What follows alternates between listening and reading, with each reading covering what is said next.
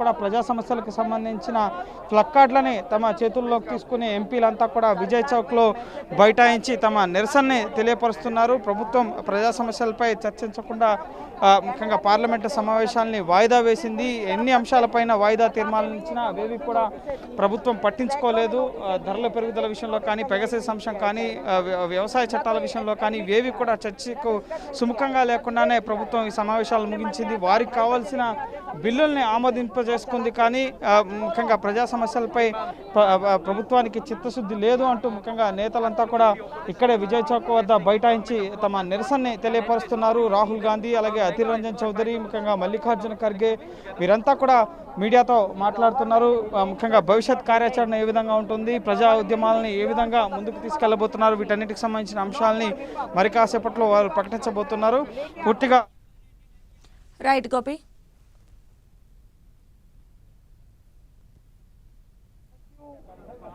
Everybody for coming here. The parliament session is over, and frankly,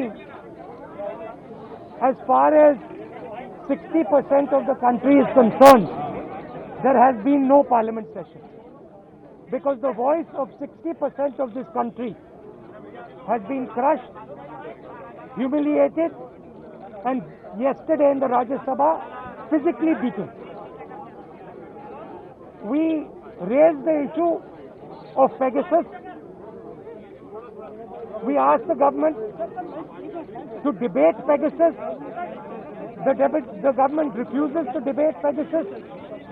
We raised the issue of farmers outside Parliament because we cannot raise it inside Parliament. We raised the issue of price rise outside Parliament because we could not raise it inside Parliament. And today we have come here to speak to you because we are not allowed to speak inside Parliament.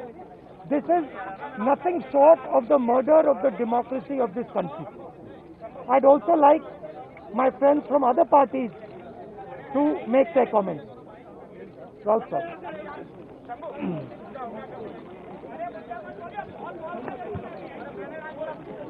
देखिए, जैसे कि अभी राहुल जी ने कहा कि parliament session हुआ ही नहीं है।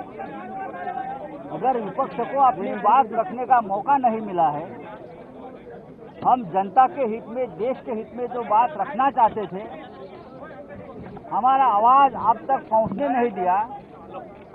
अगर आप इसे पार्लियामेंट का सेशन कहते हैं तो मैं मानता हूं ये पार्लियामेंट का सेशन नहीं थी। हमारे सबके सामने हमने कल देखा है, लोकतंत्र की हत्या हुई हमने देखा है, हमारे आंखों से देखा है। जिस तरह से कल राज्यसभा में मार्शल के ड्रेस पर बाहर से प्राइवेट लोग आकर हमारे महिला सांसद और हमारे सभी सांसदों के ऊपर हमला करने की कोशिश की, मुझे लगा ये मार्शल नहीं थे, मार्शल लॉ लगाया था राज्यसभा में और पार्लियामेंट में। हमने इस प्रकार से जो लोग खड़े थे कल, तो मैंने तो बोला कि मुझे लगता है कि मैं पाकिस्तान बॉर्डर पे खड़ा हूँ और हमें रोका जा रहा है अंदर जाने से। इस देश में कल पवार साहब ने जो कहा है कि उनके 55 साल के संसदीय लोकशाही के पूरे जीवन में इस प्रकार का चित्र ना खरगे साहब ने देखा है, ना पवार साहब ने देखा है, और 20 साल में ना हमने देखा है। अगर इस प्रकार से आप दर दिन लोकतंत्र की हत्या करते रहेंगे तो मुझे विश्वास है दर दिन लोकतंत्र को हम जिंदा करेंगे और ज्यादा ताकत से देश के सामने आएंगे।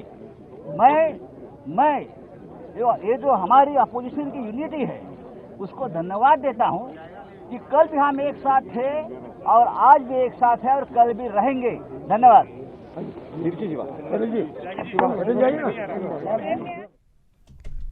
సో పార్లమెంట్ సమావేశాలు ముగిసినా కూడా ఆ ప్రకంపనలు అయితే ఆగలేదు.